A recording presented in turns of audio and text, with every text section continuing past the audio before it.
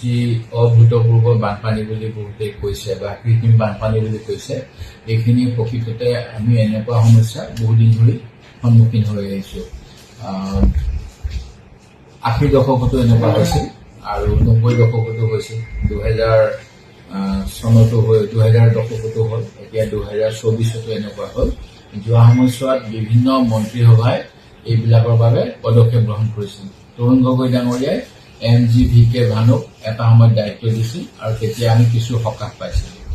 এতিয়া যোৱা সময়ছোৱাত গুৱাহাটীৰ বানপানীটো গুৱাহাটীবাসীৰ ভোট ল'বলৈ বিজেপি দলে ৰাজনৈতিকভাৱে এটা তেওঁলোকৰ আৱেগিক কৰি তুলিছিল আৰু এনেকৈয়ে তেওঁলোকে যোৱা সময়ছোৱাত গুৱাহাটী মিউনিচিপালিটিখন সম্পূৰ্ণৰূপে দখল কৰিলে।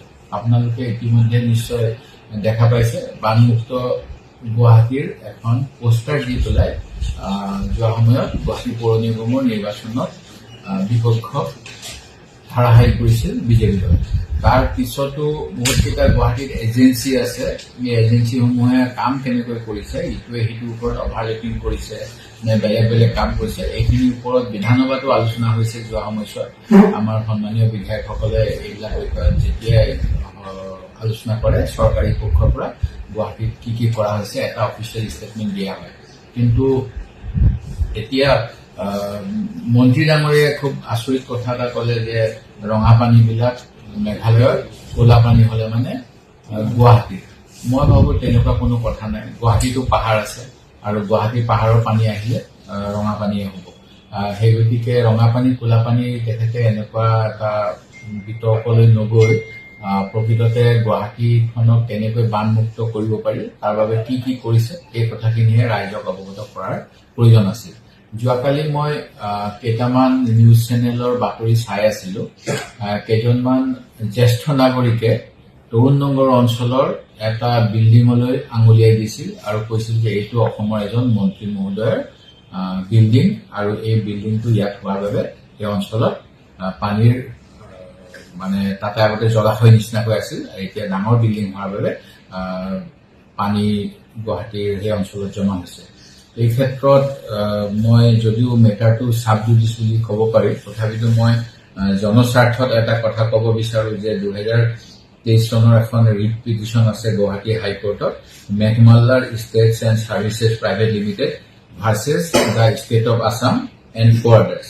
এই ফৰৱাৰ্ডাৰ্ছৰ ভিতৰত গুৱাহাটী মেট্ৰপলিটান ডেভেলপমেণ্ট অথৰিটি অৰ্থাৎ GMDA, the chief executive officer Guwahati metropolitan development authority, commissioner Guwahati municipality corporation আৰু protect housing, a partnership firm under the Indian Partnership Act, represented by Mr. Manoj Dalan partner. এইটো এটা গুৱাহাটীৰ কেছ হয়। যোৱাকালি যিটো কিছুমান বাতৰি সংবাদ মাধ্যমত ইয়াৰ পূৰ্বেও কোনো মানুহে প্ৰেছ কনফাৰেন্স কৰিছিল বা আপোনালোকৰো কিছুমানে বস্তুৰ বাতৰি প্ৰকাশ কৰিছিল, সংবাদ মাধ্যমতো ওলাইছিল। এই গোটেই কথাটো হৈছে তৰুণ নগৰত প্ৰত্যেক বিল্ডাৰ্ছ নামৰ এটাই এডভাৰটাইজমেণ্ট কৰি এটা ডাঙৰ সুউচ্চ বিল্ডিং বনাই আছে। অসমত ৰিয়েল ইষ্টেটৰ যদি ফ্ৰড হয় এইবিলাক ধৰিবলৈ ৰিয়েল ইষ্টেট ৰেগুলেটৰী অথৰিটি বুলিও এটা অথৰিটি কৰা হৈছে।